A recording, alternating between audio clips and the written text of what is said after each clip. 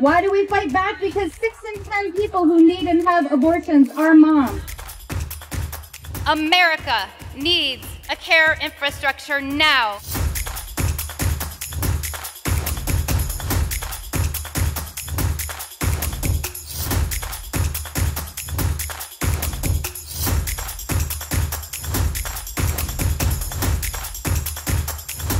We are one of only 7 countries in the world that don't have paid family and medical leave after a new baby arrives or a serious health crisis strikes yourself or a close loved one.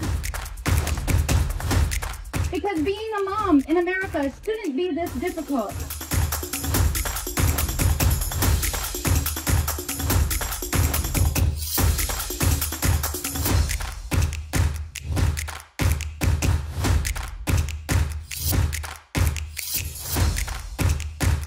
Because care can't wait.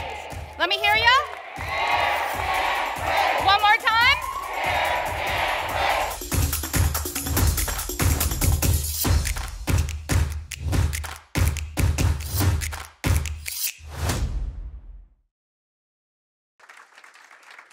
Okay, thank you. Good morning, everyone. Who here is excited and feeling powered up? Who here is ready to take all of the information, all of the ideas, all of the energy out to vote, out to the legislature, out to narrative changing, out to our communities, out across the country to bring the much needed racial justice, gender justice, and economic justice we all need? Who here is ready? It's such a joy and an honor to be here today. I want to start by thanking IWPR, and in particular, giving a giant shout out, round of applause, and possibly even standing ovation to Dr. Taylor, who is leading IWPR with such power, brilliance, and strategic vision. Let's give her a round of applause. Thank you. This is a moment in time where we are standing on the edge of making history together. It's a moment in time where I am so excited to be here talking to you about the issues, about our power, about our voices, about our votes, as we look at Tuesday, November 5th, coming in less than 45 days. I want to center us in what's happening, because speaking of powering up, who here is excited, looking forward to, and already has their voting walk-up song for November 5th? Now, who here is excited about getting other people out to vote along with them, having a voting party? Let's dance to the polls. We're going to talk about voting more in a moment. But first, I'm going to ask you another question that is really important, particularly in this room. Who here is excited about data? Me! I'm excited about data. Data is important. Data isn't Democrat or Republican. Data is numbers on a page, on a screen, on a billboard. Data is change in motion. It puts a spotlight on the realities that so many of us are experiencing that is too often overlooked by our elected bodies who do not yet reflect or honestly respect the contributions and the needs of who we are as a nation. Data helps break through those barriers. Data lets us know that we're not alone.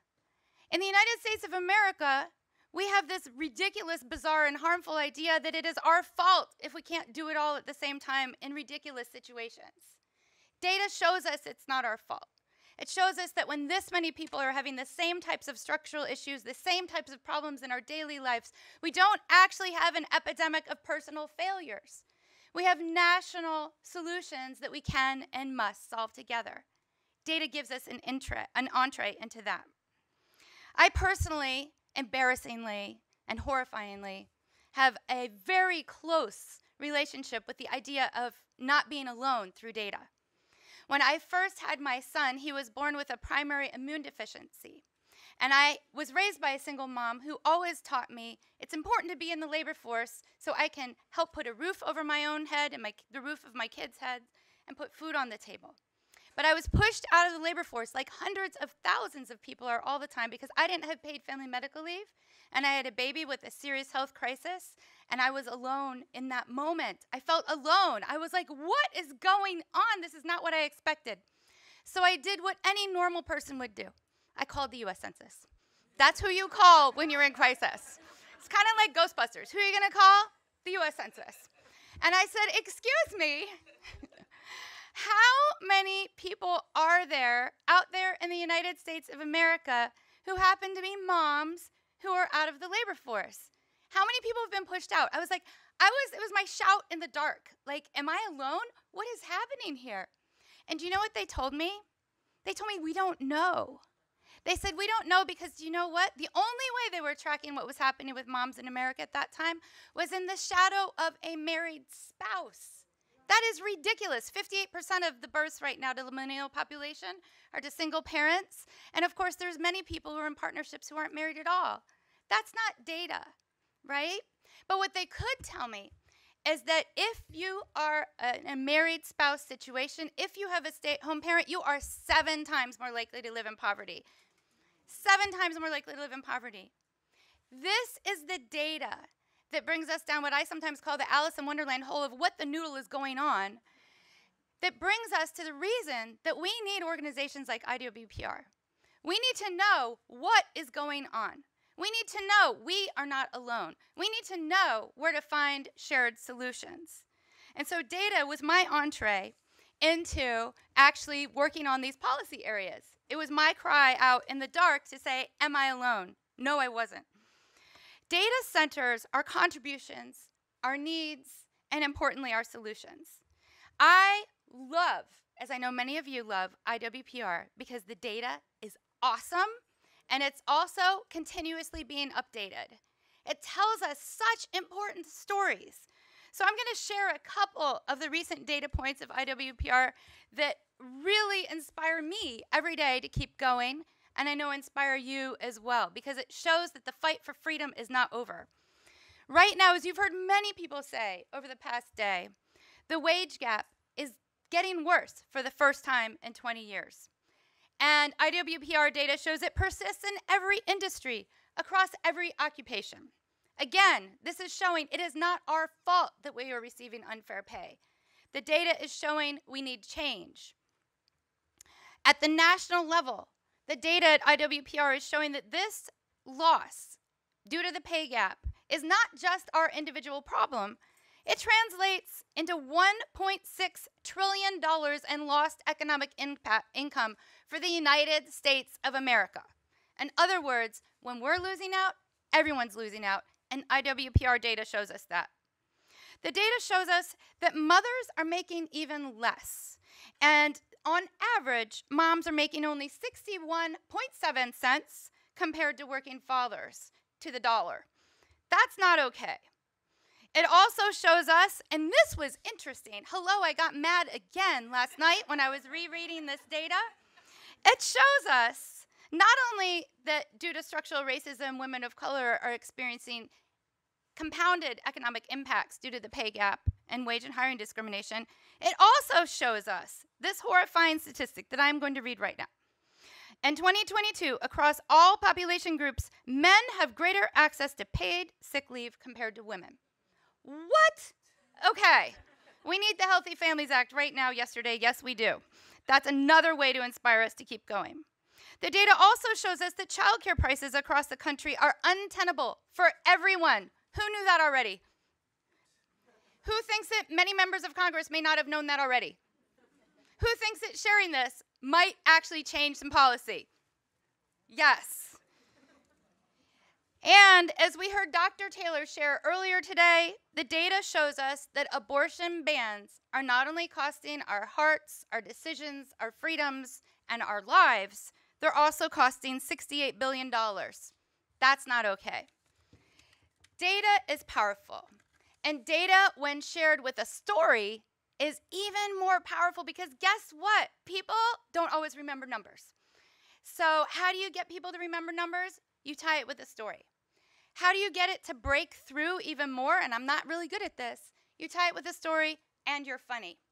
My son had one story that he said, Mom, he said, you are boring and also it's scary when you share this data because it is very depressing, so you need to be funnier.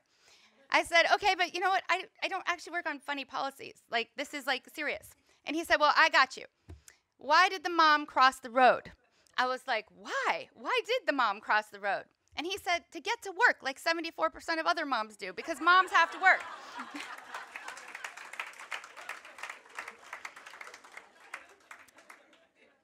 One of the things about my story that I shared about being pushed out of the labor force when my son was born is just really sitting in that when we share our stories. Paid family medical leave is a really important area where our stories are so powerful. Either people have had paid family medical leave when a new baby arrived or a serious health crisis struck, or they didn't. So you have a story. Everyone in this room has a story. If you're sitting here right now, are you thinking of a story that you have had or that somebody around you has had related to paid family medical leave or childcare? Right? Everyone at some point in our lives either gives care or receives care. And the data on that is so important because we also know, and this also made me really angry, that substantially fewer women receive full pay for paid family medical leave compared to men, 32% compared to 55%. What? And even more women receive no pay at all compared to men, 41% to 25%.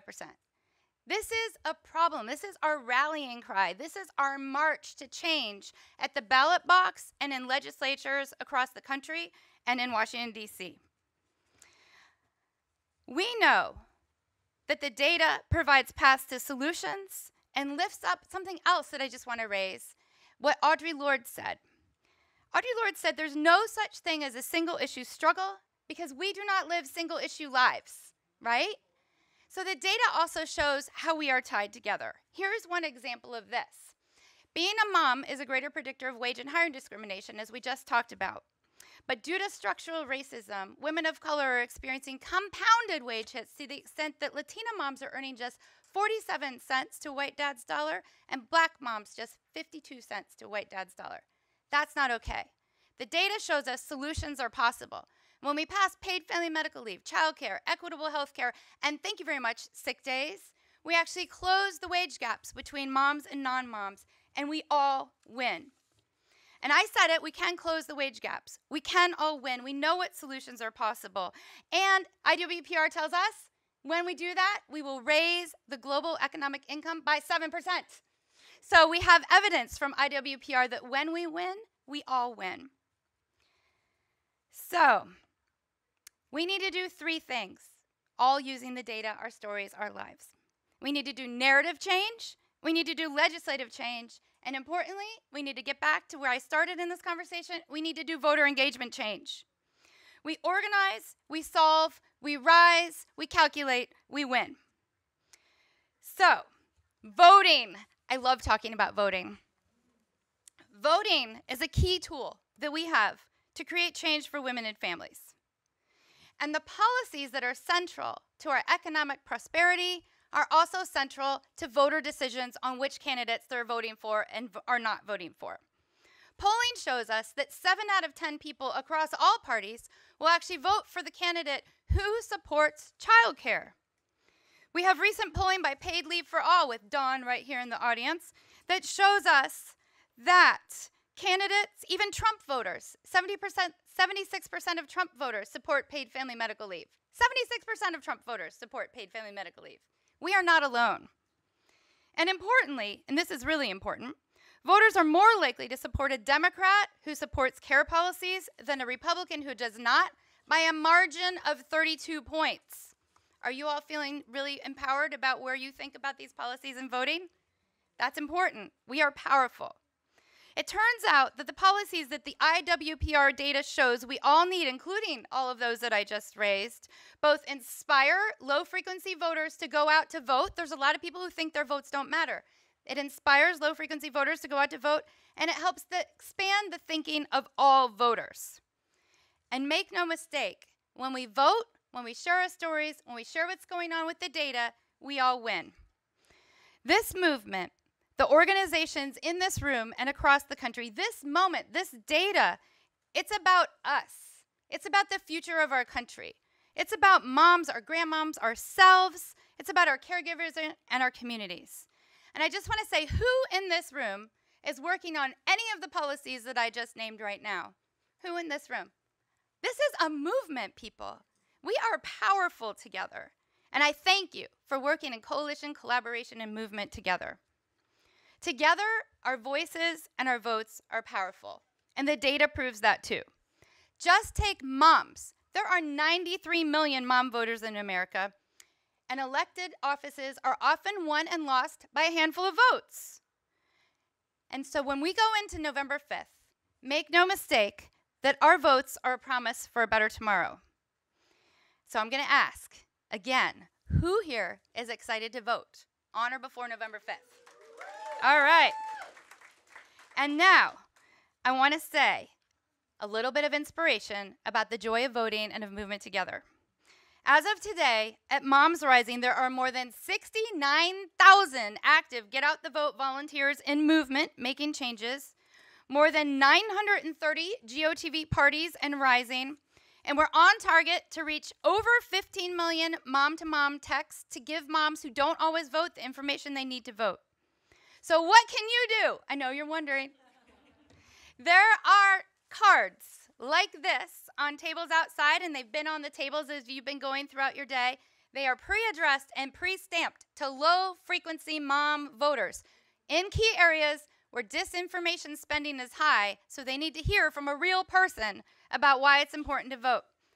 If you want to send some cards, you can find them out there, or you can ask me. But please, don't take cards you're not going to send, because this is important. We need you. Just write the reason for voting right here in this very tiny area. And you can even color on it with your kids, and send them. In addition, we have a text-to-vote program that's opened up. So people can go to momsrising.org/text-the-vote. And I want to share, in closing, that our votes are needed. Our voices are needed. And we are definitely, absolutely going to win, because we're rising with persistence, strategy, our stories, our data, and our force for change toward the November 5th ballot boxes. Thank you so much. Thank you.